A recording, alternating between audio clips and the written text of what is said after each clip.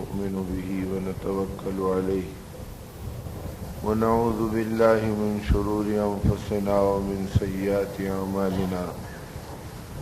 من يهده الله فلا مضل له ومن يضلله فلا هادي له ونشهد أن لا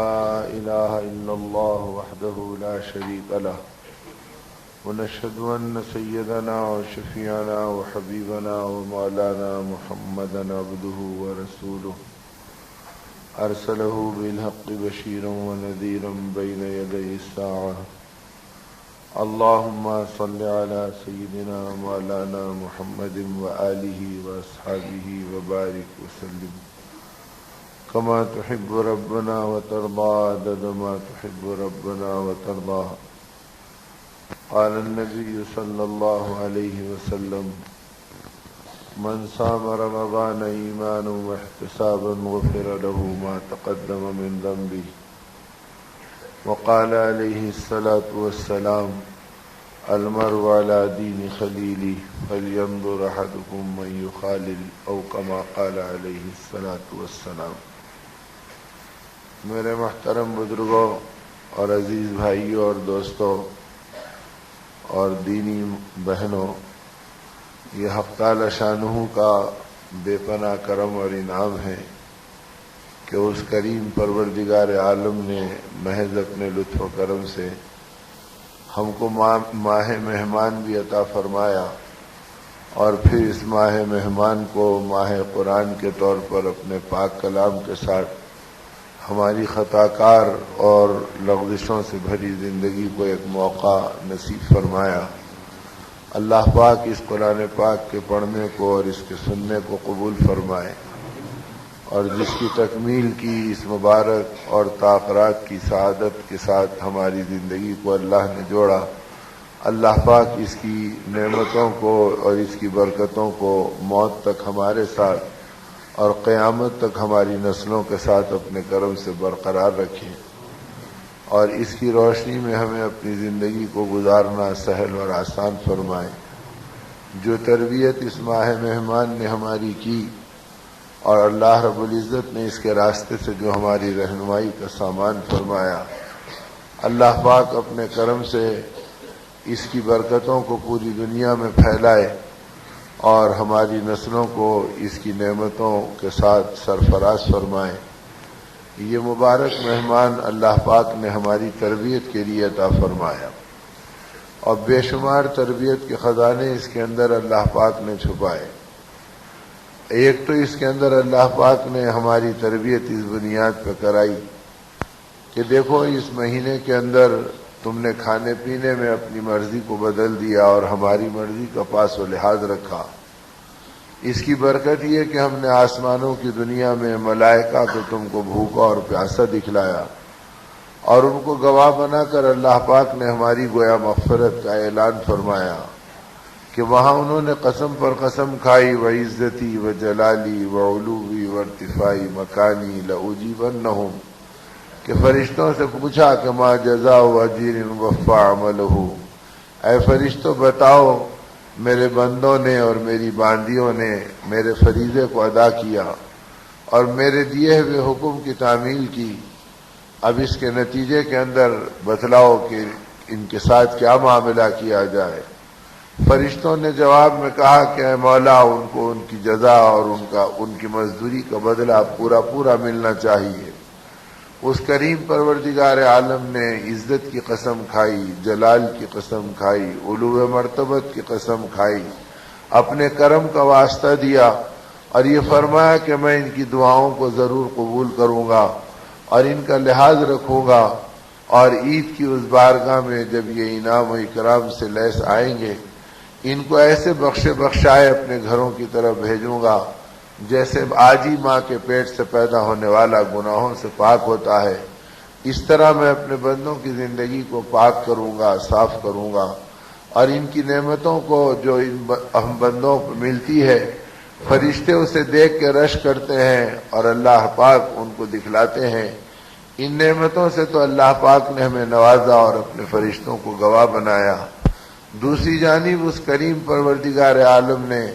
اپنے کرم سے دنیا میں اپنے محبوب نبی صلی اللہ علیہ وسلم سے اعلان فرمایا، اے نبی ہمارے بندوں کے ساتھ ہم ان کی روزی کی اضافے کا اور ہماری برکتوں کے ملنے کی خوشخبری کا پیغام سنا دیجئے۔ وہ پیغام بھی ہمارے حصے میں آقا کے واسطے سے آیا اور ہمارے مشاہدوں میں آیا۔ کھانوں میں برکت ہوئی، پینے میں برکت ہوئی، پہننے اوڑھنے میں برکت ہوئی، ذائقوں میں لذت ہوئی۔ الطاف و عنایات کے اندر اللہ پاک نے اتنی کشادگی کا معاملہ فرمایا کہ سخاوتیں زندگی میں آئیں، عبادتیں زندگی میں آئیں، اعمال میں برکتیں آئیں۔ ایک نیکی کو 70 گنا آسان کر دیا، نفل کو فرض کے درجے میں قبول فرما لیا، فرض کو 70 فرائض کے اجر کی خوشخبری دی۔ گویا روحانی برکتوں کا بھی اسے موسم بنایا اور جسمانی برکتوں کا بھی موسم بنایا، محض اس بنیاد پر کہ اس بندے نے کھانے پینے کے اپنے نظام کو بدل دیا۔ ہم بھوکے نہیں رہے، یہ ان کا کرم کہ انہوں نے فرشتوں کو بھوکا دکھلا دیا اور پیاسا دکھلا دیا۔ فرق اتنا ہوا کہ اپنے مزاج پہ کھانے کے بجائے ہم اللہ کی منشا پر کھانے والے بن گئے۔ مزاج میں ترتیب بدل گئی۔ اے مولا، جب آپ کھانے کو پسند نہیں کرتے تو ہم کھاتے نہیں، اور آپ پینے کو پسند کرتے نہیں تو ہم پیتے نہیں۔ جب آپ اجازت دیں گے تو کھائیں گے، جب آپ اجازت دیں گے تو پیئیں گے۔ جب ان کی مرضی پہ آ گئے تو انہوں نے اتنی برکتیں دے کے بتلا دیا، میرے بندو زندگی کو میری مرضی پہ گزار لو تو تمہاری نعمتوں کے خزانے، تمہاری برکتوں کے لیے میری داد و دہش کے دہانے، تمہاری مغفرت کے لیے میری عنایتوں اور انعامات کے گویا ریلے میں تمہارے روئے روئے میں منتقل کر دوں گا اور تمہاری زندگی کو اس انعام و اکرام سے نوازوں گا۔ تو گویا یہ مہینہ ہمارے لیے ایک تو اس تربیت کا بنا کہ اپنی مرضی کے بجائے مولا کی مرضی پہ زندگی گزارنے پہ آ جاؤ۔ اب جب یہ زندگی صحابہ کی اللہ کی مرضی پہ گزری اور اولیاء کی اللہ کی مرضی پہ گزری اور اہل اللہ کی اللہ کی مرضی پہ گزری اور علماء ربانین کی اللہ کی مرضی پہ گزری، اور قیامت تک جو بندے اللہ کی مرضی پر اپنی زندگی گزارتے رہیں گے، حق تعالی شانہ اس کی برکت سے ہماری دنیا کو بھی سنواریں گے، ہماری آخرت کو بھی سنواریں گے۔ جیسے رمضان کے اندر اپنی نعمتوں کو دے دیا اور نکھار دیا، ایسے بتلا دیا کہ یہ زندگی، یہ دنیا کی زندگی تمہاری، اور یہ دنیا کا مقام ہماری مرضی کے لیے، تمہاری مرضی کے لیے نہیں ہے۔ قیامت یہ ہے کہ اس ماہ رمضان کے سبق کو ہم بھول جاتے ہیں اور یہ تربیت ہمارے دل و دماغ سے اوجھل ہو جاتی ہے۔ نتیجے میں ہم اسی زندگی میں اپنی مرضی کو تلاش کرتے ہیں اور اپنی چاہتوں کو ڈھونڈتے ہیں،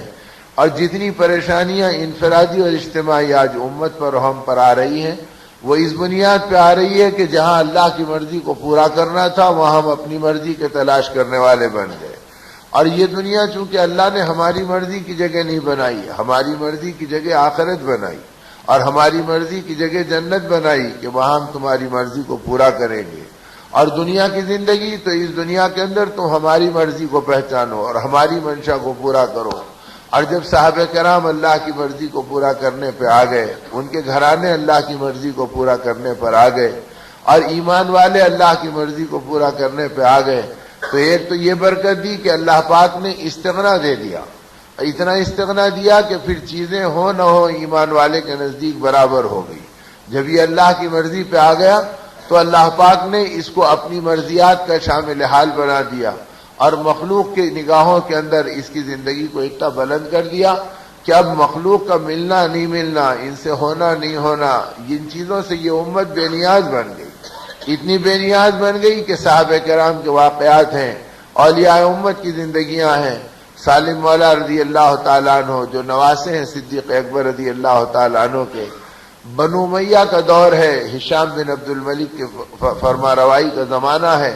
اور بیت اللہ کا طواف کر کر یہ اللہ کے گھر میں دعاؤں میں بیٹھے ہیں، اور نگاہ پڑی ہشام بن عبد الملک کی جو خود بھی طواف کو آیا ہوا تھا۔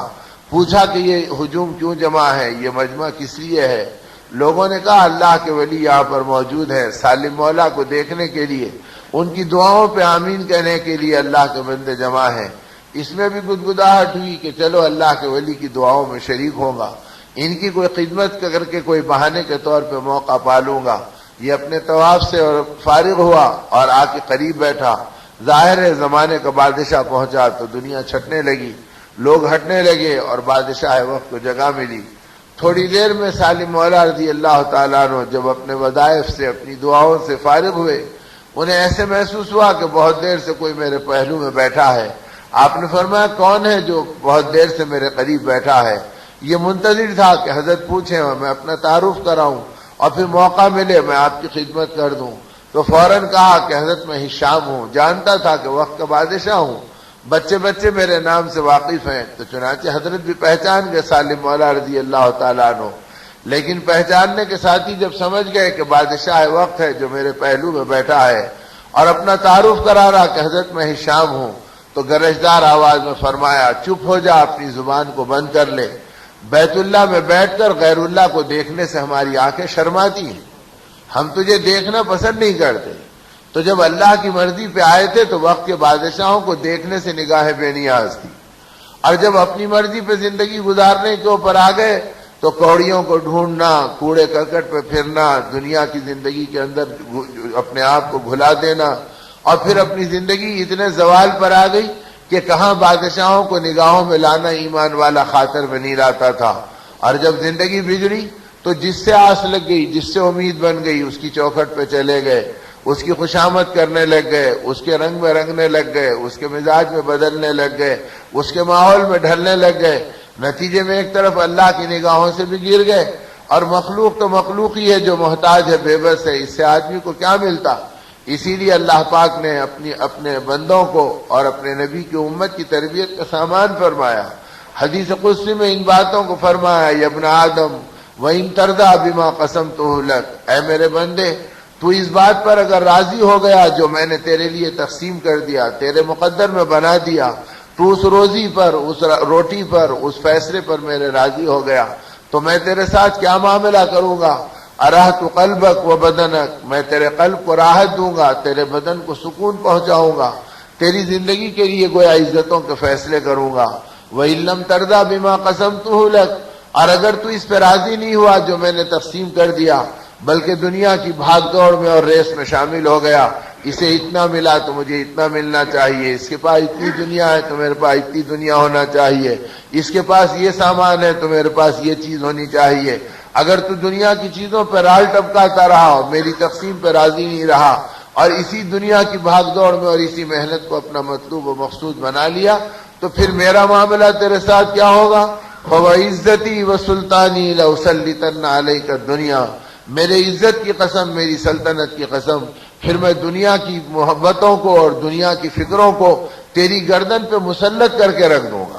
اور جب میں دنیا کی فکروں کو تیری گردن پہ مسلط کر کے رکھ دوں گا تو پھر اس کے نتیجے میں تیرا انجام کیا بنے گا؟ ترکض فیہا رغد الوحوش فی البریہ، جنگل کے جانور جیسے اپنی روٹی کے لیے مارے مارے پھرتے ہیں، ویسے تو بھی اپنی روزی کے لیے مارے مارے پھرتا رہے گا، تیرا چین چھن جائے گا، تیرا سکون لٹ جائے گا، تیری محنتوں کا خلاصہ بس دنیا کے چند ٹکڑے اور حقیر مال کے چند کھوٹے سکے بن جائیں گے۔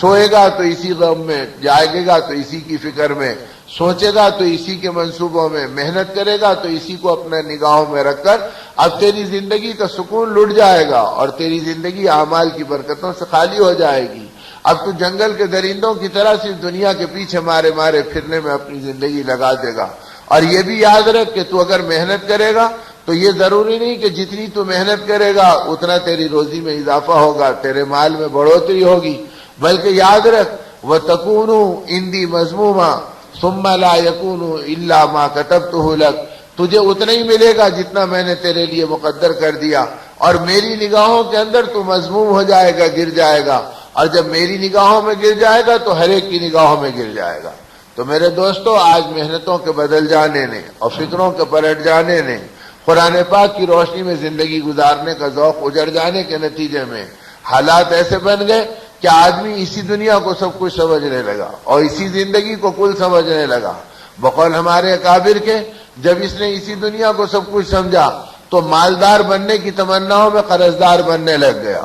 اور عزت کی تمناؤں میں ذلت اس کے قدموں میں آنے لگ گئی، اور سکون کی تمناؤں میں بے چین ہو گیا، اب سکون کا پیاسا اور بھوکا بن گیا۔ اب یہ چیزیں زندگی میں اپنے قبضے اور اپنے ہاتھوں سے نکلنے لگ گئی، اور انہی چیزوں کے اندر زندگی اجڑنے لگی اور اسی اعمال میں لوٹنے لگ گئی۔ یہ ماہ مہمان اس تربیت کے لیے آیا تھا کہ اے اندھے انسانوں، اپنی مرضی سے زندگی کو نکالو، اگر تم اللہ کی مرضی پہ صرف کھانے پینے کی ترتیب بدلتے ہیں تو اللہ اتنی برکتیں دیتے ہیں. اگر تم اللہ کی مرضی پہ جینے میں مرنے کی ترتیب بدل دو گے تو اللہ اپنی برکتوں کے خزانے اڑے لیں گے, اپنی رحمتوں اور داد و دہیش کے انعامات تمہارے اوپر برسائیں گے. اسی لیے صحابہ کرام رضوان اللہ علیہ اجمعین کا مبارک طبقہ کبھی اس دنیا کو منہ لگانے پہ تیار نہیں ہوا. یعنی یہ نہیں کہ غربت کی وجہ سے بے نیاز رہے اور ان چیزوں سے مجبور ہو کر اپنے آپ کو بچائے رکھے, بلکہ جب مال و دولت کے انبار پڑے, سونے چاندی کے ڈھیر آئے, گورنریاں ان کی ٹھوکروں میں آئی, تو اس کے باوجود زندگی کے انداز وہ رہے. ملک شام کے گورنر بنائے گئے حضرت عمیر ابن سعید رضی اللہ تعالیٰ عنہ. حضرت عمر نے بھیجا تو رونے لگے, فرمایا امیر المومنین کسی اور کو بھیج دیجئے, میں اس کا اہل نہیں ہوں. فرمایا کہ تم تو یہی کہتے رہو کہ تم اہل نہیں ہے, لیکن ہماری نگاہ میں تم ہی اس کے اہل ہیں, جاؤ اور ملک شام کو سنبھالو. اب ملک شام گئے تو اپنی زندگی کے اندر اتنے محتاط اور اتنی اپنی زندگی کو بچا بچا کے گزارا کہ ہر چیز کی اطلاع دیتے اور ہر چیز کے بارے میں اللہ سے ڈرتے. بیت المال سے ایک حبے سیاہ لینے سے گھبراتے, درخت کے سائے میں اپنی رات گزار لیتے. لوگ کہتے کہ آپ ہمارے امیر ہیں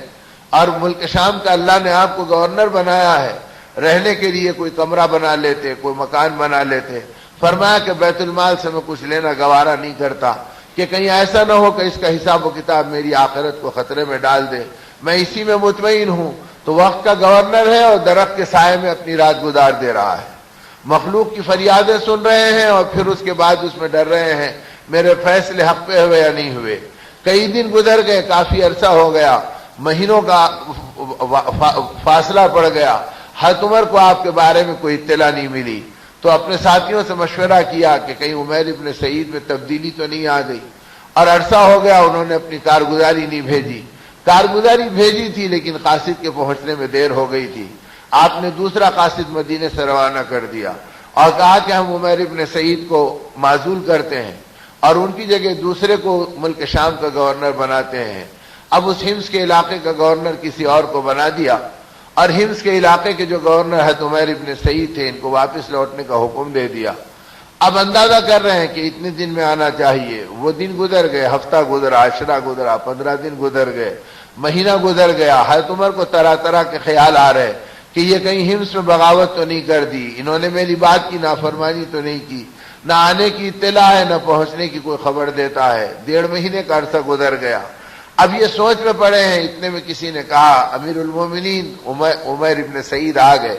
اور سیدھے آپ کی خدمت میں پہنچ رہے ہیں. فرمایا بلاؤ بلاؤ. جب آئے تو فرمایا کہ اتنی طویل عرصے تک تمہارا انتظار کرنا پڑا, تم کہاں چلے گئے تھے, کدھر کھو گئے تھے, کیا میرا وقت پہ قاصد نہیں ملا, پیغام نہیں ملا؟ فرمایا امیر المومنین وقت پہ قاصد ملا تھا اور وقت پہ پیغام آپ کا میرے حصے میں آیا تھا,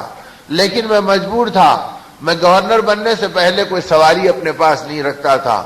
گورنر بننے کے بعد بیت المال سے کسی سواری کے لینے میں ڈرتا رہا, مخلوق کی ضرورتیں پوری ہوئی یا نہیں ہوئی. اگر میں سواری لے کے راحت پاتا رہا اور اللہ کی مخلوق اگر پریشان رہی اور اللہ پوچھے کہ تم نے دوسروں کا خیال نہیں کیا, اپنا خیال کر لیا, تو میری آخرت کا کیا بنے گا؟ اس ڈر سے میں نے نہ کوئی اونٹ رکھا, نہ کوئی گھوڑا لیا, نہ کوئی خچر لیا. جب آپ کی طرف سے پیغام معزولی آیا تو میں نے سفر کا ارادہ کیا, تو میں حمص سے پیدل چلے آ رہا ہوں اور مدینے کو پیدل پہنچا ہوں.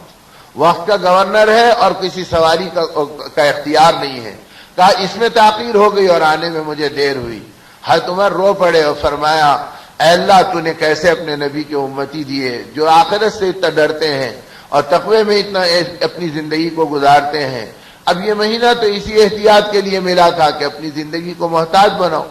اور اپنی زندگی کی تربیت کا سامان کرو, لعلکم تتقون, تاکہ تم متقی بن جاؤ. اب یہ تقوی جو زندگی میں آیا تھا تو یہ رمضان کا نمونہ نہیں تھا کہ ماہ رمضان گزر جائے اور مسجدیں ماتم کریں, صفے ویران ہو جائیں, زندگی کے انداز پھر بدل جائیں, دنیا ہی مسلمان کے نزدیک سب کچھ ہو جائے, خواہشات کے باطل کلموں میں رات دن گزر جائے اور دنیا پہ رال ٹپکاتے ٹپکاتے دل سیاہ بن جائے. میرے دوستو, یہ مزاج سے امت کو ہٹانے کے لیے ماہ مبارک کی تربیت دی گئی اور ماہ قرآن کے آئینے میں زندگی کو دیکھنے کی دعوت دی گئی اور اس میں ہماری تربیت کا سامان کرایا گیا. اب یہ تربیت جب امت میں صحابہ میں آئی, اتقیاء میں آئی, تو ان کی زندگی میں فکر آخرت رات دن صبح شام ہر جگہ تھی. اسی لیے حضرت حسن بصری رضی اللہ عنہ نے فرمایا اے لوگوں میں 120 صحابہ سے زیادہ کی صحبتوں میں رہا اور زندگی کا سارا حصہ انہی کے ساتھ گزرا. حضرت علی سے براہ راست فیضیاب ہوئے اور فرمایا میں تم سے قسم کھا کے کہتا ہوں اتنی بڑی تعداد صحابہ کی میں نے دیکھی ہے اور ان کی صحبتوں میں اپنی زندگی کو گزارا ہے، لیکن ان میں سے ایک کو بھی میں نے آخرت کے بارے میں بے فکر نہیں پایا. یہ ہمیشہ ڈرتے تھے کہ ہمارے خاتمے کا کیا ہوگا، یہ فکر مند رہتے تھے کہ اللہ ہم سے راضی ہے یا ناراض ہے. نہ اپنے اعمال پہ مطمئن تھے نہ اپنے کارناموں پہ مطمئن تھے. اور دنیا کے بارے میں فرمایا کہ اتنی بڑی تعداد کے ساتھ میں رہا، ان میں سے ایک کو دنیا کے بارے میں فکر مند نہیں پایا. ہمیشہ اللہ کی ذات پہ متوکل، جو مل گیا اس پہ مطمئن، جو آ گیا اس کو اللہ کی مخلوق میں بانٹنے کے لیے بے چین اور ضرورت مندوں پہ خرچ کرنے کے ذوق میں اپنی زندگی کو گزارتے رہے. میں تو ان کو اس حالت کے اندر پایا کہ دنیا کے بارے میں مطمئن پایا اور آخرت کے بارے میں فکر مند پایا. اور ہمارا حال کیا کہ آخرت کے بارے میں ہم مطمئن ہیں. سب رمضان گزر گیا الحمدللہ، قرآن سن لیا الحمدللہ، روزے رکھ لیے الحمدللہ. اب یہ اطمینان آگے کے اعمال کی ترقی سے بے خبر کر دیا، ایمان کی محنتوں سے بے فکر کر دیا، نبی کریم صلی اللہ علیہ وسلم کی ارمانوں سے آدمی کی زندگی کو اوجھل کر دیا. اب آقا کی ارمانیں کیا تھی، گھرانے نبوت کی فکریں کیا تھی، صحابہ کس میدان میں بے چین تھے، ان کی جان کہاں لگی، ان کا مال کس میدان میں لگا، ایمان والوں کے لیے انہوں نے کیا مشعل راہ چھوڑی، ان چیزوں سے ہم بالکل بے خبر ہو گئے. اور ہماری زندگیاں دنیا کے بارے میں فکر مند ہو گئی، ہمارے کھانے کا، ہمارے پہننے کا. اللہ کے نبی صلی اللہ علیہ وسلم نے تو امت کو مطمئن کر دیا تھا. من رضی بالقلیل من المال رضی اللہ سبحانہ وتعالی بالقلیل من الاعمال او کما قال علیہ الصلوۃ والسلام. آپ نے امت کو یہ ذوق دیا کہ اے لوگوں، جو دنیا میں تھوڑے مال پر اللہ سے راضی ہو جائیں گے، اللہ قیامت کے دن تھوڑے اعمال پر اس سے راضی ہو جائیں گے. تو صحابہ کی عید ہو گئی تھی کہ زندگی مختصر ہو تو چلو اسباب زندگی مختصر ہے، آخرت ہلکی پھلکی ہو جائے گی، حساب و کتاب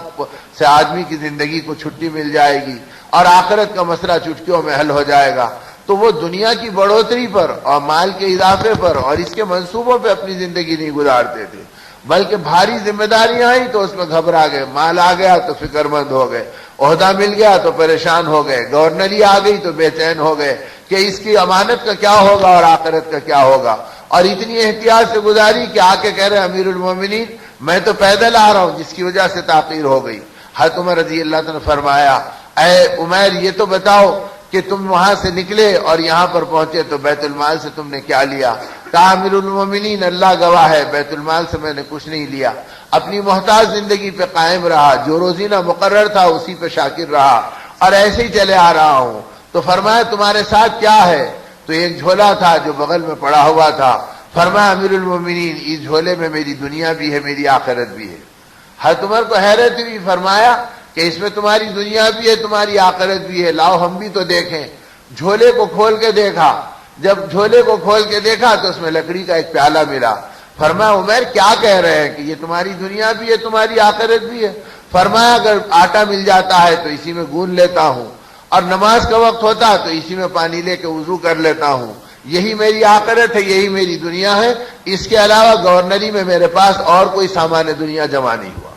پوری گورنری میں لکڑی کے ایک پیالے پہ قناعت کی اور بدن کے جوڑے پہ زندگی گزار دی. فرمایا تمہارے کپڑے کہاں ہیں؟ فرمایا امیر المومنین اور گورنری سے پہلے ایک ہی جوڑے پہ زندگی گزار رہا تھا، گورنری کے بعد دوسرا جوڑا بیت المال سے لیتے ہوئے دل گھبرایا کہ اس کا حساب کہاں سے اللہ کی بارگاہ میں دوں گا. نہیں معلوم کتنی مخلوق ننگی ہے اور کتنی مخلوق کے پاس ایک جوڑا ہے، ان کے پھٹے کپڑوں کے بعد میں دوسرا جوڑا کیسے لے سکتا ہوں. اس گھبراہٹ نے مجھے دوسرا جوڑا لینے پہ سے بھی مانے رکھا اور میں ایسی زندگی گزارا. حضرت عمر رضی اللہ عنہ نے دعائیں دی، فرمایا اے سعید جاؤ اور جاؤ اپنے گھر پہ آرام کرو. تو حضرت عمر ابن سعید اپنے گھر آ گئے. پھر ایک صحابی کو بلا کے فرمایا کہ میری طرف سے مہمان بننا اور ایک دن اور ایک رات ان کے ساتھ رہنا اور دیکھنا کہ ایسے ہی ہیں عمر ابن سعید جیسے میرے سامنے آئے تھے. تو یہ 1000 اشرفیوں اور 1000 دینار کی ایک تھیلی ہے، اسے اپنے ساتھ لے جانا. اور ایسی 2 تھیلیاں دی، فرمایا ان 2 تھیلیوں کو 1000 کے اپنے ساتھ لے جانا اور اگر زندگی ایسی نظر آ گئی تو میری طرف سے تحفے کے طور پہ دے دینا اور اگر زندگی میں تبدیلی آئی تو مجھے خبر کرنا کہ میں پہچانوں کہ واقعی اس نے زندگی ایسی احتیاط کی گزاری ہے یا میرے سامنے ایسا آیا اور پیچھے کوئی اور زندگی ہے.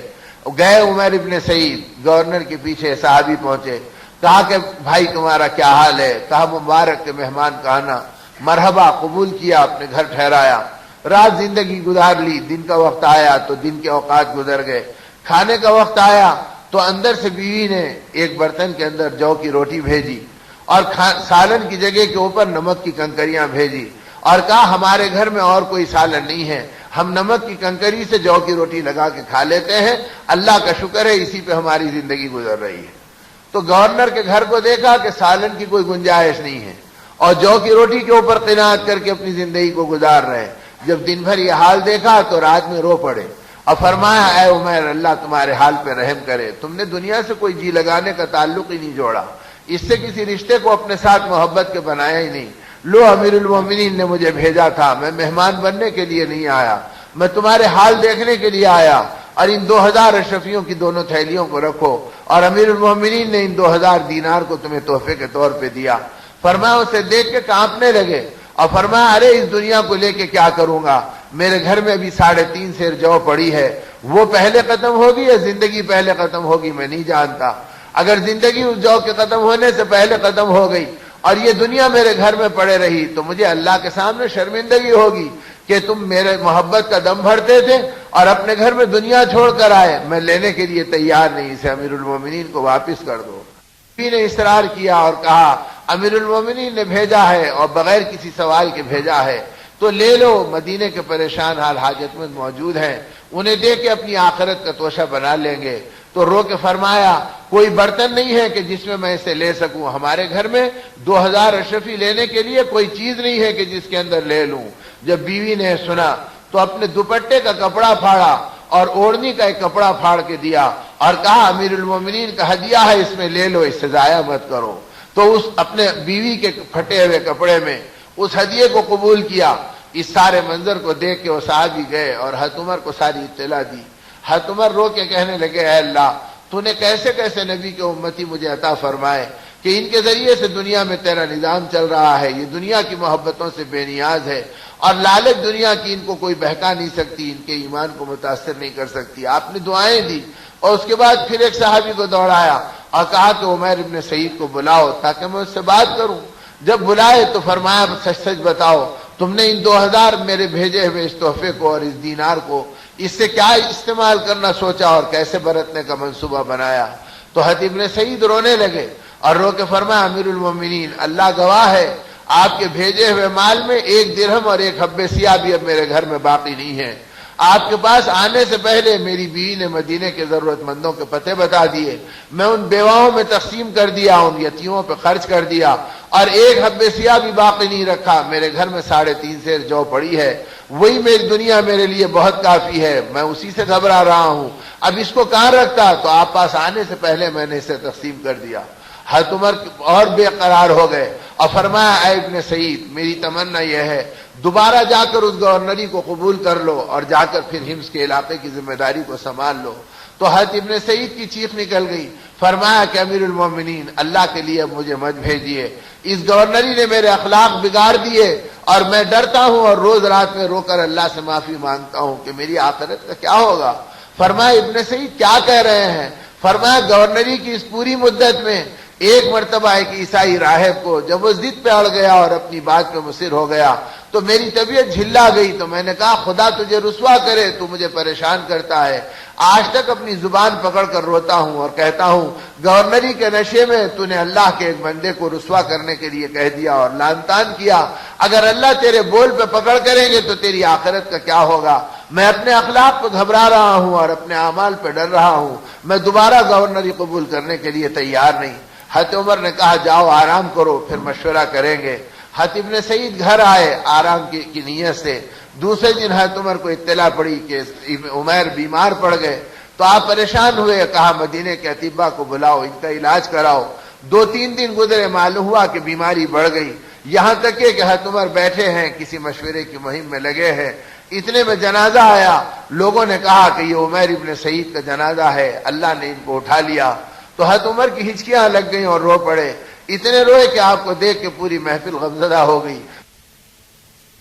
ساتھیوں سے اور اہل شورا سے اپنی اپنی تمنا ظاہر کرو کہ تمہاری تمنا کیا ہے. کسی نے ایمان کے بڑھنے کی، اسلام کے پھلنے پھولنے کی، ہدایت کے عام ہونے کی، اپنے اپنے اعتبار سے ایک ایک تمنا بیان کی. تو آخر میں حضرت عمر نے فرمایا میری تمنا یہ ہے کہ عمیر ابن سعید جیسے مٹھی بھر انسان میرے ہاتھ میں ہو، میں علاقوں میں ایک ایک کو گورنر بنا کر بھیجوں اور آقا کے لائے ہوئے دین کی ترجمانی ان کے ذریعے سے کراؤں. کیسا مبارک بندہ ہمارے درمیان تھا اور یہ اٹھ گیا. آپ بے قرار غمزدہ ہوئے اور اس کے بعد ان کے دفنانے کا انتظام کیا. تو میرے دوستوں اور میرے بزرگوں، جب اعمال بنے، تقوی بنا، تو دنیا کی محبتوں سے یہ امت ایسے وقت میں پاک رہی جبکہ دنیا ان کے قدموں میں پڑی تھی، فتوحات ان کے پیر چھو رہے تھے، گورنریاں ان کے آگے پیچھے تھی، لیکن اس کے باوجود زندگی کے دامن کو دنیا کی محبتوں سے آلودہ نہیں کیا، بلکہ ہمیشہ آخرت کی فکر میں رہتے تھے اور اس دنیا کے بارے میں گھبراتے تھے، جس کا نتیجہ یہ تھا کہ دنیا آئے دن ان کے قدموں میں آ رہی تھی.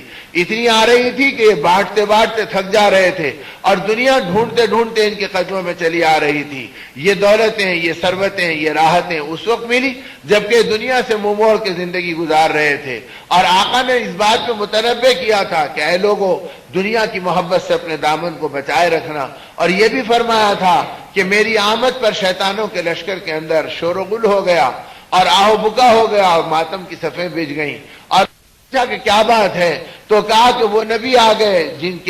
کی امت کو توبہ پر گناہوں کو معاف کر دیا جائے گا اور استغفار پر اللہ اپنی رحمتوں کی بارش ان پہ برسائیں گے. ہماری محنتوں پہ پانی پھر جائے گا، ہمارے بہکانے کا کوئی اثر نہیں رہے گا. تو ابلیس نے کہا کہ گھبراؤ مت، اس امت کے اندر غوطہ لگاؤ اور یہ دیکھ کے مجھے اطلاع دو ان میں دنیا کی محبت ہے یا نہیں ہے. اور جب آ کر اس جنود لشکر نے اور شیطان کے اس لشکر نے اب ابلیس سے کہا دنیا کی محبت کی جھلکیاں تو ان میں نظر آ رہی، تو اس نے ہنس کر کہا تمہارے پریشان ہونے کی ضرورت نہیں، یہ بت پرستی کرے یا نہ کریں، محبت دنیا میں ان کو ہلاک کر دوں گا اور ان کو اللہ سے تعلق کو توڑ دوں گا اور نبی کے اعمال کو بھلا دوں گا اور ان کی زندگی کو بگاڑ دوں گا. تو میرے دوستو، آج جتنے اعمال بگڑ رہے ہیں یہ خبیث دنیا کی محبتوں میں بگڑ رہے ہیں، اس لیے کہ دنیا تابع بناتی ہے، مدبو نہیں بنتی. یہ آنے والے کو کہتی ہے میرے رنگ میں رنگ جا، میں تجھے چاہوں تو پھر تو میرے مزاج پر آ جا. کبھی اسے یہودی بنا دیتی، کبھی اسے نصرانی بنا دیتی،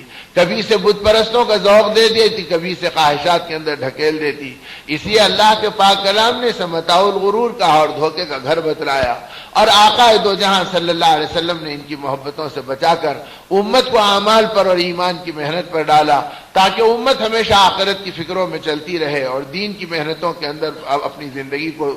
استقامت کے ساتھ نمائندہ بنا کر ہدایت کا سبب بنے رہے اور مخلوق کے لیے مشعل راہ بنے رہے. اس میں اتنا آپ بے چین رہے کہ کبھی بھی آپ اس فکر سے نہ خود خالی رہے نہ دوسروں کو خالی رہنے دیا. ان فکروں کی گواہی ہر ایک نے دی، اپنوں نے دی، پرایوں نے دی کہ آقا ایمان کی محنت میں اور آخرت کی فکروں میں خود بھی گھلتے ہیں اور دوسروں کو بھی انہی فکروں میں گھلاتے ہیں. وہ شیما رضی اللہ تعالیٰ عنہ جو آپ کی بہن تھی، دودھ شریک بہن تھی، وہ کہتی ہے کہ میں مکے میں زندگی گزارتی رہی، بچپن میں آقا کے ساتھ تھی اور اس کے بعد میں نے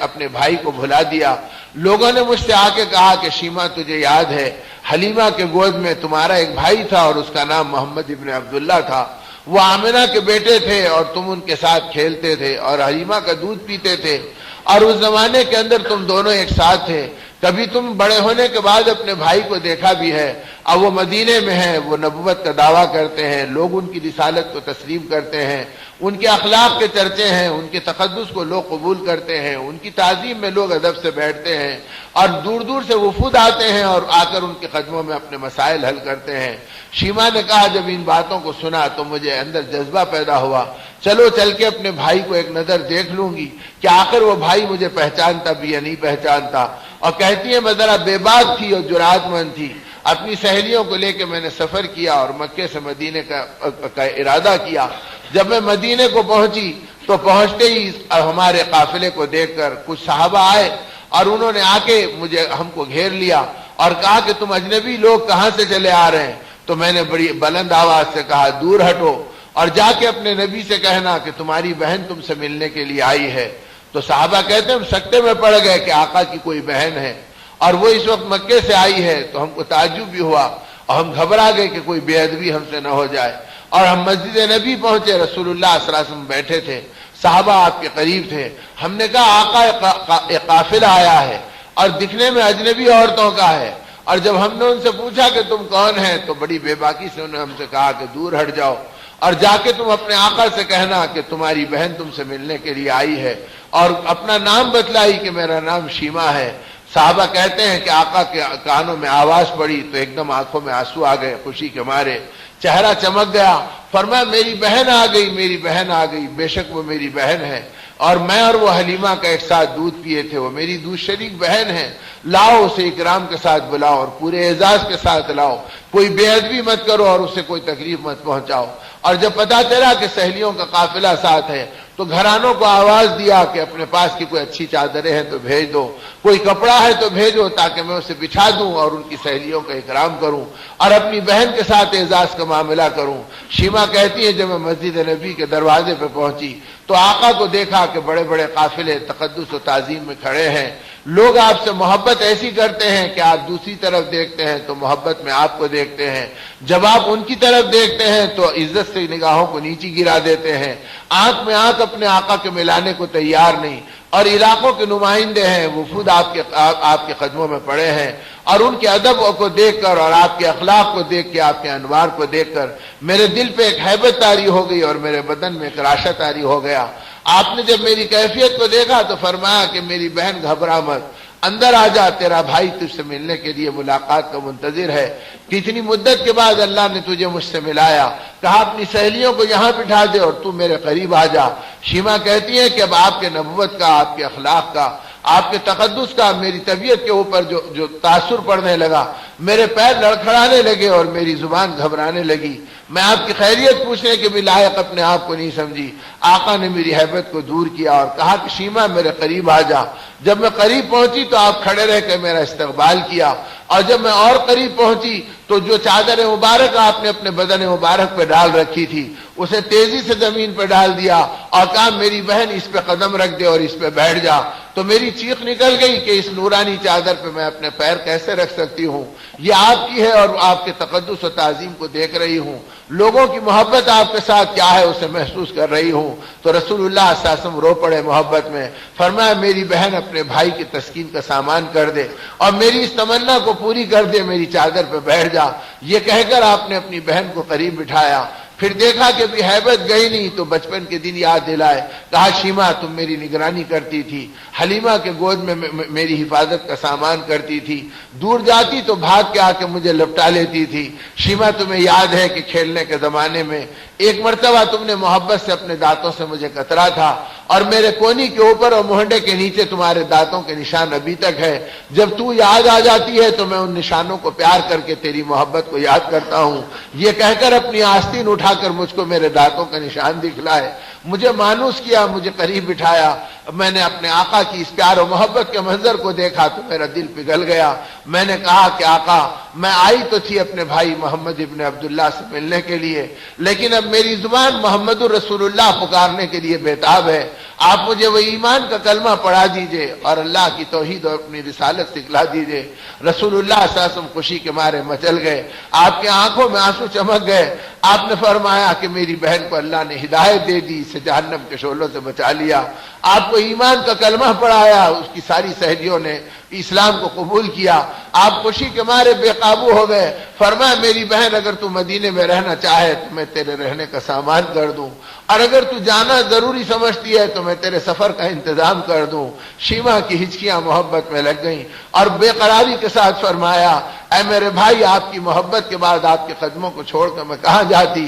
اب آپ اللہ کے نبی ہیں اور میں آپ کی باندی اور غلام ہوں, لیکن قافلے میرا انتظار کر رہے ہیں اور انہوں نے مجھ سے کہا تھا کہ شاید تیرا بھائی تجھے نہیں پہچانے گا, لیکن اب میں اپنے بھائی کی محبت میں نازا و فرح ہوں. آپ اجازت دیجئے کہ میں اس پیغام رسالت کو اپنے قافلوں میں اور قبیلے میں منتقل کروں. زندگی بچے گی تو آ کے آپ کے قدموں میں پڑی رہوں گی. رسول اللہ صلی اللہ علیہ وسلم نے جب دیکھا کہ بہن جانا چاہتی ہے تو بے چین ہو کے کھڑے ہو گئے. فرمایا میری اونٹنیوں میں سے پسندیدہ اونٹنی لاؤ, اللہ کا نبی اپنی نگاہوں سے منتخب کرے گا. اور اس کے بعد آپ نے اس اونٹنی کا انتخاب کیا اور پھر اس سواری کے کجاوے کو اپنے مبارک ہاتھوں سے اس کے اوپر کی گدی کو ڈالا اور اس کے رکاب کو آپ نے اپنے ہاتھوں سے باندھا. کہا شیما میں تجھے چڑھاتا ہوں, اس سواری پہ بیٹھ جا. حضرت شیما جب اس سواری پہ سوار ہو گئی تو رسول اللہ صلی اللہ علیہ وسلم نے اپنے گھرانوں سے فرمایا میری بہن جا رہی ہے، جو پسند کی چیزیں ہیں لا دو تاکہ میں ہدیہ کر دوں اور تحفہ دے دوں۔ شیما کہتی ہیں کہ محبت میں اتنے تحفے لائے کہ ان تحفوں سے اونٹنی کی پیٹھ پوری لد گئی، اور جب میں اونٹنی پہ بیٹھ گئی تو میری سہیلیوں کے قافلے کو تیار کیا۔ پھر دو جہاں کے سردار صلی اللہ علیہ وسلم نے میری اونٹنی کی نکیل پکڑی اور رسی تھامی اور فرمایا شیما چل، میں تیری سواری کو لے کے چلتا ہوں۔ تو شیما کہتی ہے میری چیخ نکل گئی، میں نے کہا آقا اتنی بڑی گستاخی آپ کی یہ غلام و باندی گوارا نہیں کر سکے گی، آپ اللہ کے نبی ہیں، انبیاء کے امام ہیں، آپ کے اخلاق سے میرا دل پگھل گیا اور آپ کے اعمال کی میرا روحانواں شہادت دیا، اب آپ نکیل پکڑ کے کیسے چلیں گے؟ آپ ٹھہر جائیے، مجھے جانے کی اجازت دیجیے۔ فرمایا کہ شیما پتہ نہیں کہ تجھ سے پھر ملاقات ہوگی یا پھر دنیا میں رخصتی کا وقت آ جائے گا، اپنے بہن کے اپنے بھائی کے دکھے آنکھوں کو ٹھنڈک پہنچا دے اور مجھے اپنے بہن کی خدمت کر لینے دے۔ شیما نے کہا آقا اگر آپ چلنا ہی چاہتے ہیں تو میں اتر جاتی ہوں اور آپ اونٹنی پہ بیٹھ جائیے۔ فرمایا شیما اللہ کے لیے اپنے بھائی کے بے قرار دل کو سکون پہنچا دے، میں تجھے اترنے کی اجازت نہیں دیتا، مجھے چلنے دے کہ میں کچھ دور تجھے چھوڑ دوں۔ صحابہ کہتے ہیں کہ آقا نے اپنی بہن کو سواری پہ بٹھایا اور اونٹنی کی نکیل اپنے ہاتھ میں پکڑی اور پیدل چلتے چلتے مسجد نبی سے مسجد قباء تک گئے، اور 3 کلومیٹر کا راستہ دو جہاں کے سردار صلی اللہ علیہ وسلم نے پیدل طے کیا، اور پھر وہاں سے جب شیما رخصت ہوئی ہچکیاں لیتے ہوئے اور سسکیاں بھرتے ہوئے تو آقا نے ہاتھ کے اشارے سے اپنی بہن کو رخصت کیا اور کہا کہ اللہ تجھے ایمان پر استقامت دے اور میرے پیغام کو تیرے ذریعے سے دنیا میں پھیلا دے۔ شیما کہتی ہے کہ میں اپنے بھائی کی محبت کو اور ان کی جدائی کے غم کو لے کے بے قرار مدینے سے چلی ہوں اور مکے کو پہنچی ہوں، اور رات دن میرا بھائی میرے آنکھوں میں گھومتا تھا، میں اللہ کے نبی کی تقدس کے اندر بے قرار رہتی تھی، اور جب میں مکے میں داخل ہوئی تو میرے قافلے اور قبیلے کے لوگوں نے مجھے دیکھا تو پہلا سوال یہ کیا شیما بتلا تیرے بھائی نے تجھے پہچانا یا نہیں پہچانا؟ تو محبت سے میری چیخ نکل گئی اور میں نے کہا کہ اے لوگوں میرے بھائی کے اخلاق ایسے ہیں، ان کا تقدس اور ان کے اروان ایسے ہیں، اور دنیا ان کی محبت پہ ایسی فریفتہ ہے اور ان کے چاہنے والے ہتھیلی میں اپنی جان لے کے نذرانے میں دوڑتے ہیں، اور وہ بھائی نے میرے ساتھ ایسا سلوک کیا میں قسم کھا کے کہتی ہوں کہ زمین کی آنکھوں نے اور آسمان کی نگاہوں نے آج تک ایسے کسی بھائی کو نہیں دیکھا جیسا بھائی اللہ نے شیما کو دلایا ہے۔ کہا جب میں نے آقا کے اخلاق اور ان کے تذکرے کیے تو لوگوں کے قلوب اتنے متاثر ہوئے کہ میری اونٹنی کی پیٹھ سے اترنے سے پہلے 70 عورتوں نے ایمان کا کلمہ پڑھا اور رسول اللہ صلی اللہ علیہ وسلم کی غلامی میں داخل ہوئے۔ میں اللہ کا شکر ادا کی اور آگے بڑھ کے جب اپنے قبیلے میں جا کر آقا کا ذکر کیا تو 300 گھرانے ایمان میں داخل ہو گئے۔ یہ کارگزاری مدینے میں پہنچی اور رسول اللہ صلی اللہ علیہ وسلم کو معلوم ہوئی، آپ خوشی میں بے حال ہو گئے۔ فرمایا مولا آپ کیسے کریم ہیں، اپنے نبی کو بہانہ بنا کر آپ نے میری بہن کے ساتھ کرم کا معاملہ کیا، اسے بھڑکتے شعلوں سے بچا لیا اور اس کے صدقے آپ نے گھرانوں کو ہدایت دے دی اور سینکڑوں عورتوں کو اسلام میں داخل کرا دیا۔ میرے دوست اور میرے بزرگوں، جس آقا نے ایک ایک امتی کے بارے میں اور ایک ایک فرد بشر کے بارے میں اپنی بے چینیوں کا اظہار کیا اور حق کا پیغام پہنچایا، اللہ نے اس آقا کا مجھے اور آپ کو نام لیوا بنایا۔ اور ہمارا حال یہ ہے کہ وہ بیگانوں کے لیے بے قرار تھے، ہم پیٹ کی اولاد کو ایمان کا سبق نہیں دے سکے،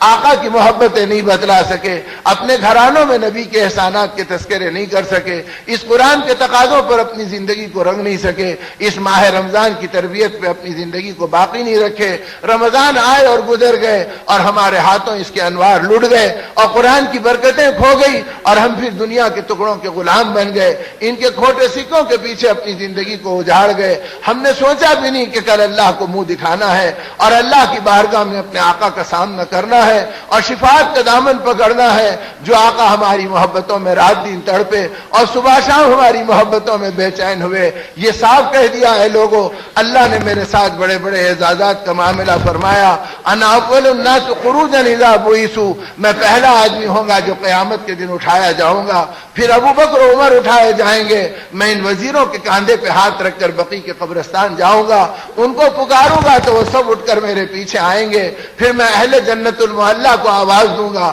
وہ بھی آئیں گے، میں ان کو لے کے قیامت کے میدان میدان میں حاضر ہوگا، لیکن اس اعزاز پہ یاد رکھنا میں فخر نہیں کرتا. مجھے لوائے ہم دیا جائے گا، ہم کا جھنڈا میرے ہاتھ میں ہوگا جو کسی نبی کے ہاتھ میں نہیں ہوگا، لیکن اس اعزاز پہ میں فخر نہیں کرتا. اگر فخر کروں گا تو میں اپنی امت کی کثرت پہ فخر کروں گا، میں تمہاری تعداد پہ فخر کروں گا. لیکن میرے دوستو، آقا کس تعداد پہ فخر کریں گے؟ اس تعداد پہ کریں گے جو ان کی ارمانوں پہ گھل گئے، جو ان کی تمناؤں پہ مٹ گئے، جو ان کی محبتوں میں اپنی زندگیوں کو نذرانوں کو نثار کر دیا. یا ان کو دیکھ کے آپ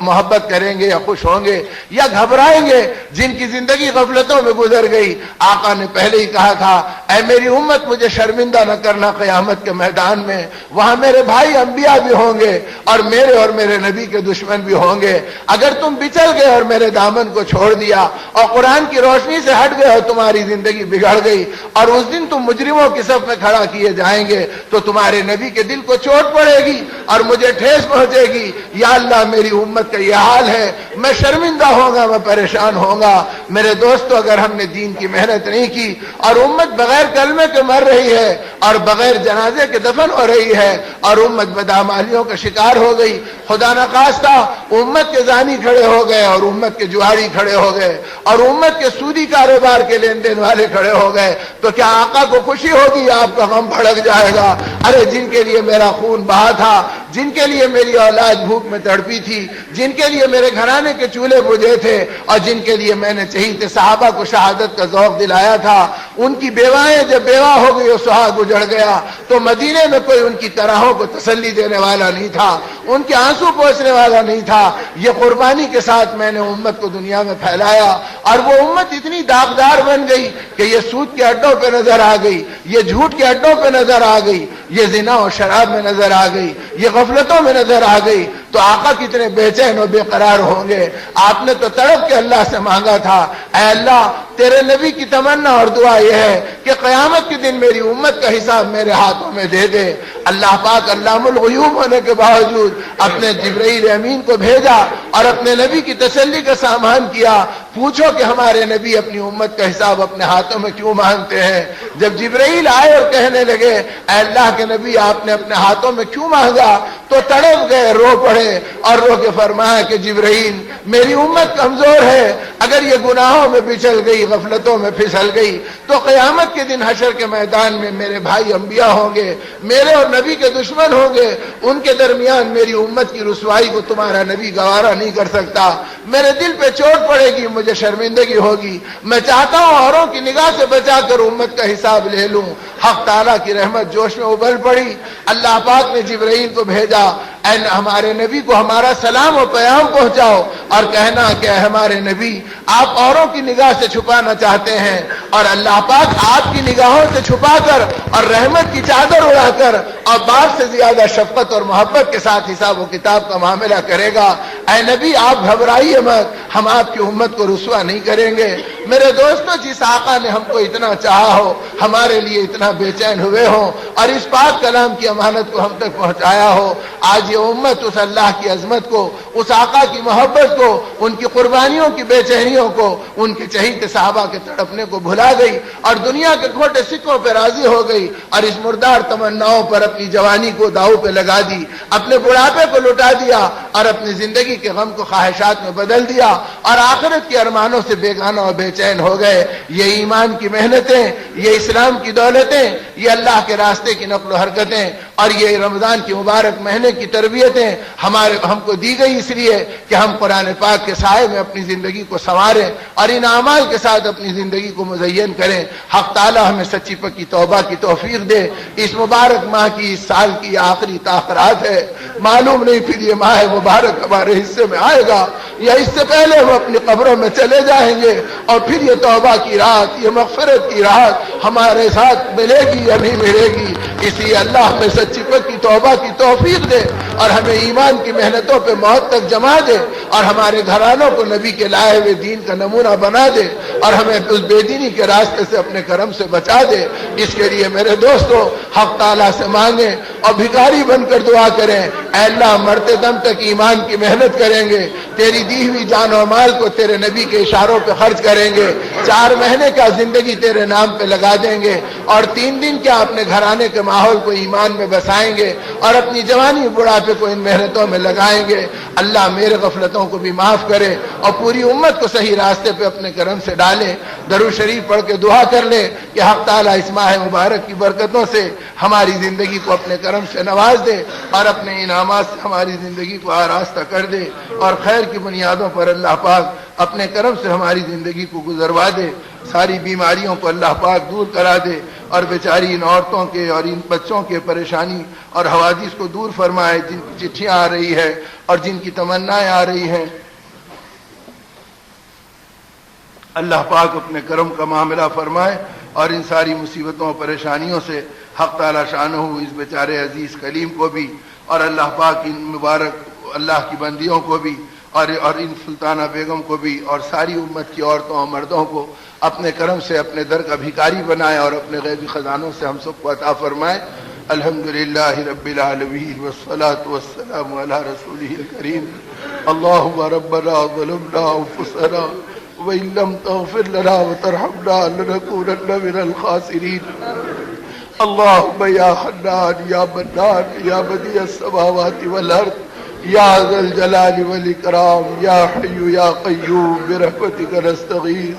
اللهم يا أول الأولين ويا آخر الآخرين ويا ذا القوة المتين ويا راحم المساكين ويا أرحم الراحمين، اللهم إنك عفو كريم تحب العفو فاعف عنا يا كريم، اللهم إنك عفو كريم تحب العفو فاعف عنا يا كريم، اللهم طهر قلوبنا من النفاق وأعمالنا من الرياء وألسنتنا من الكذب وأعيننا من الخيانة، فإنك تعلم خائنة الأعين وما تخفي الصدور، اللهم إنا نسألك رضاك والجنة ونعوذ بك من سخطك والنار ونعوذ بك من سخطك والنار یا خالق الجنة والنار۔ اے اللہ ہمارے قصوروں کو معاف فرما۔ اے اللہ آپ ہی کے حبیب نے سکھلایا جب رمضان کی مبارک راتیں ملے تو اس میں تجھے پکارے، اللہم انک عفو کریم تحب العفو فاعف عنا یا کریم۔ اے کریم آپ معافی کو پسند کرتے ہیں اور معاف کرنے پہ خوش ہوتے ہیں، مولا ہم مجرموں کو معاف فرما، ہم قصور والوں کو درگزر فرما۔ اے اللہ آپ نے کرم پہ کرم فرمائے اور انعامات کی بارش کی، آپ نے بت پرستوں کے گھروں میں پیدا ہونے سے بچایا، اے اللہ آپ نے ایمان کے گھرانوں میں پیدا کیا، اسلام کے گودوں میں پالا اور پوسا، ہمارے کانوں میں اذان اور اقامت دلائی، لیکن مالک ہم کیسے ظالم نکلے، ہوش آیا تو تجھے بھلایا، تیرے نبی کے اعمال اور احسانات کو بھلایا۔ اے اللہ ایسے مجرم تیری چوکھٹ پہ جمع ہے اور اپنی معافی کی بھیک مانگتے ہیں۔ اے اللہ رمضان کا سایہ ہے، قرآن پاک کی تکمیل کے انوار کا موسم ہے، اے اللہ حفاظ تیری بارگاہ میں ہاتھ اٹھائے ہوئے ہیں، مالک اپنا پاک کلام بھی اور کلام کے پڑھنے والوں کا صدقہ بھی، اے اللہ ان حفاظ کا واسطہ، ان علماء کا واسطہ، اس ماہ مبارک کی مغفرت کا واسطہ، جہنم کی خلاصی کی خوشخبری کا واسطہ، مالک امت پہ کرم فرما دے، تیرے حبیب کی امت بڑی پریشانیوں میں گرفتار ہے، اے اللہ ذلتوں کو عزت سے بدل دے، اے اللہ پریشانی کو سکون سے بدل دے، اے اللہ مقروضوں کے قرضوں کو غیب سے ادا کرا دے، اے اللہ تنگیوں کو خوشحالی سے اور حلال روزی سے بدل دے، اے اللہ اپنے کرم سے سودی لعنتوں سے ہمیں بچا لے، اے اللہ ہر قسم کی نافرمانیوں سے ہماری حفاظت فرما دے، اے اللہ جو تیرے امت کے افراد قیدی ہیں انہیں رہائی نصیب فرما، اے اللہ ان کے گھرانوں کو ٹھنڈک نصیب فرما، جو ناجائز مقدمات میں گھرے انہیں رہائی عطا فرما،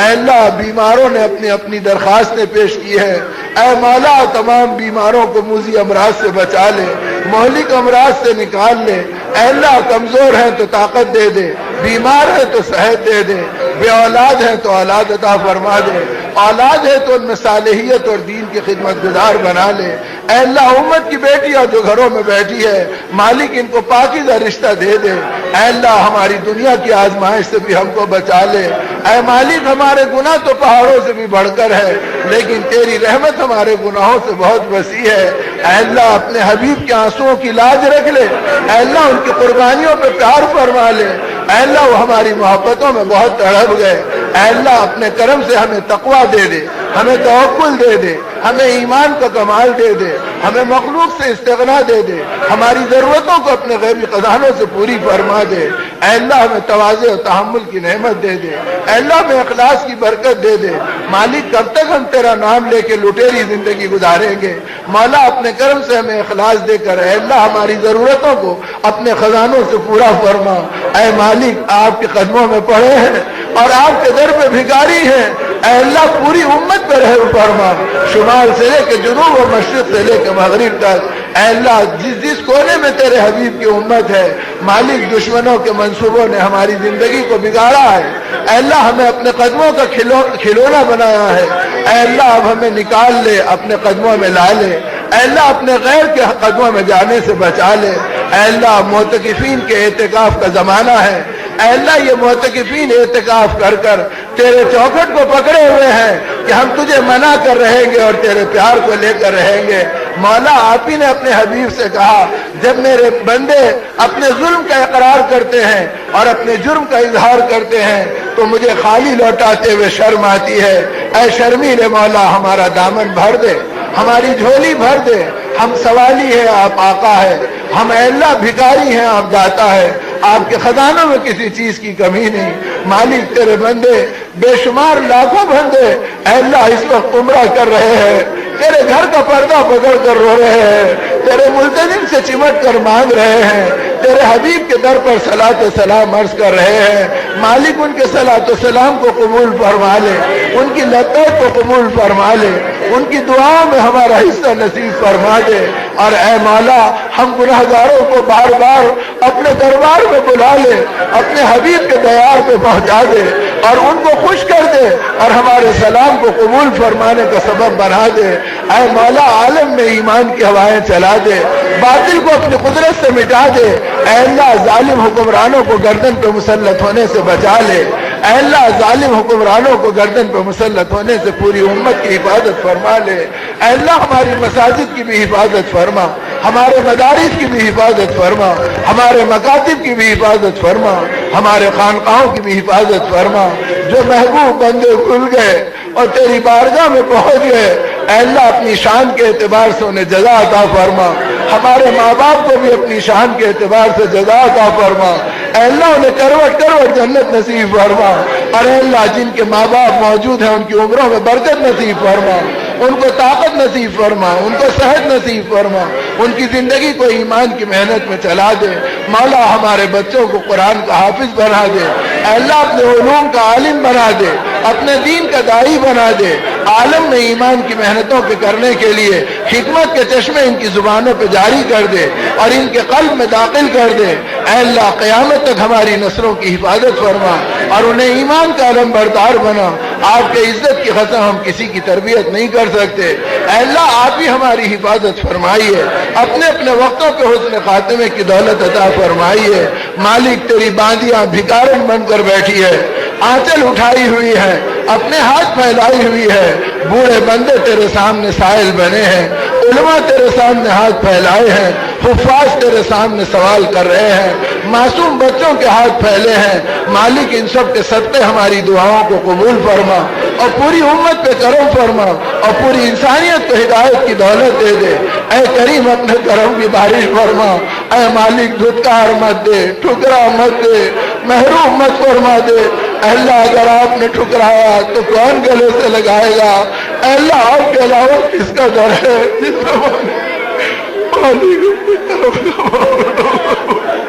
حضوروں کو معاف فرما دے۔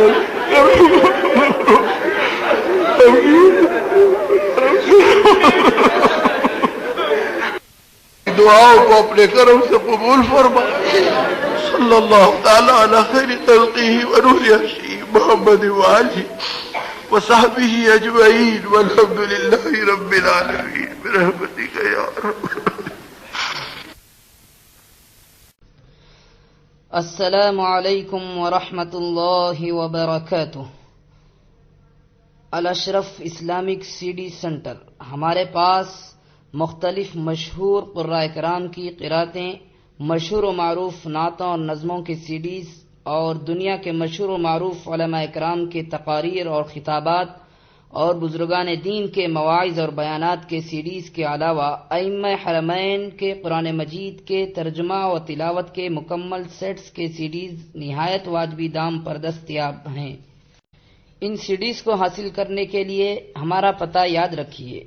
الاشرف اسلامک سی ڈی سینٹر، نزد star steel traders, Riyasat Nagar bus stop, Pisal Banda, Hyderabad. Phone number 9246161186 9391313066. شکریہ.